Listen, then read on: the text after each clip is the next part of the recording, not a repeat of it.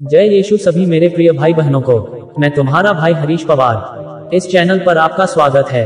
आज प्रभु हमें कहता है, मैं ही सृष्टिकर्ता परमेश्वर हूँ, मुझ पर विश्वास करो। प्रियो, हम पवित्र बाइबल वचन आज सुनने जा रहे हैं। परमेश्वर के हाथों से बनाए गए आदम और हव्वा के बच्चे केन और हाबिल के जन्म और उनके काम और वंशज और दुनिया में पहला खून कैसे हुआ, पाप और धन न्याय के बारे में देखेंगे। मेरे प्रिय भाई बहनों, आज के साइंटिस्ट वैज्ञानिक लोगों का मानना है कि ये सृष्टि अपने आप निर्माण हुई है, परंतु दोस्तों मैं ये बताना चाहता हूँ, इतनी सुंदर यह सृष्टि है और इस सृष्टि में परमेश्वर ने हमें अपने स्वरूप में बनाया है। ये सृष्टि अपने आप नहीं बनी, यह हमें मालूम पड़ता है।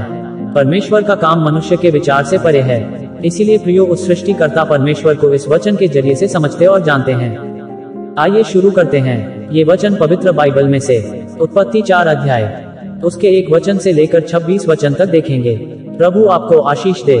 जब आदम अपनी पत्नी हव्वा के पास गया, तब उसने गर्भवती होकर कैन को जन्म दिया और कहा, मैंने यहोवा की सहायता से एक पुरुष पाया है। फिर वह उसके भाई हाबिल को भी जन्मी, और हाबिल तो भेड़ बकरियों का चरवाहा बन गया, परंतु कैन भूमि की खेती करने वाला किसान बना।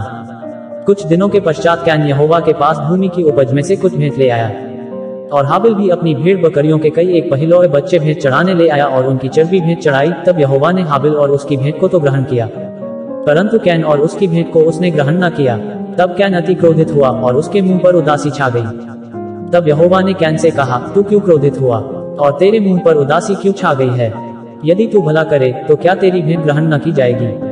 और यदि तू भला न करे तो पाप द्वार पर छिपा रहता है और उसकी लालसा तेरी और होगी और तू उस पर प्रभुता करेगा। तब कैन ने अपने भाई हाबिल से कुछ कहा, और जब वे मैदान में थे, तब कैन ने अपने भाई हाबिल पर चढ़कर उसे घात किया। तब यहोवा ने कैन से पूछा, तेरा भाई हाबिल कहाँ है? उसने कहा, मालूम नहीं, क्या मैं अपने भाई का रखवाला हूँ? उसने कहा, तूने क्या किया है? तेरे भाई का लोहू भूमि में से मेरी ओर चिल्लाकर मेरी दुहाई दे रहा है। इसलिए अब भूमि जिसने तेरे भाई का लोहू तेरे हाथ से पीने के लिए अपना मुंह खोला है, उसकी ओर से तू शापित है। चाहे तू भूमि पर खेती करे तो भी उसकी पूरी उपज फिर तुझे न मिलेगी, और तू पृथ्वी पर बहेतू और भगोड़ा होगा। तब कैन ने यहोवा से कहा, मेरा दंड सहने से बाहर है।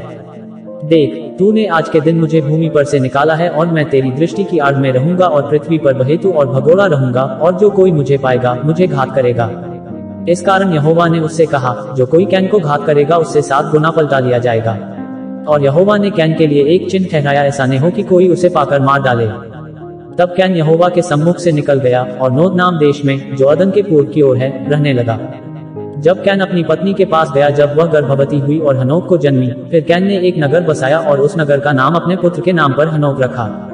और हनोक से इराद उत्पन्न हुआ, और इराद ने महुयाल को जन्म दिया, और महुयाल ने मतूशाइल को, और मतूशाइल ने लेमेक को जन्म दिया। और लेमेक ने 2 स्त्रियां ब्याह ली, जिनमें से एक का नाम आदा और दूसरी को सिल्ह है। और आदा ने याबाल को जन्म दिया। वह तंबुओं में रहना और जानवरों का पालन, इन दोनों रीतियों का उत्पादक हुआ। और उसके भाई का नाम युबाल है, वह वीणा और बांसुरी आदि बाजों के बजाने की सारी रीति का उत्पादक हुआ। और सिल्ह ने भी तुबल कैन नाम एक पुत्र को जन्म दिया। वह पीतल और लोहे के सब धार वाले हथियारों का गढ़ने वाला हुआ, और तुबल कैन की बहन नामा थी। और लेमेक ने अपनी पत्नियों से कहा, हे आदा और हे सिल्ह मेरी सुनो। हे लेमेक की पत्नियों, मेरी बात पर कान लगाओ। मैंने एक पुरुष को जो मेरे चोट लगाता था, अर्थात एक जवान को जो मुझे घायल करता था, घात किया है। जब कैन का पलटा 7 गुना लिया जाएगा, तो लेमेक का 70 गुना लिया जाएगा।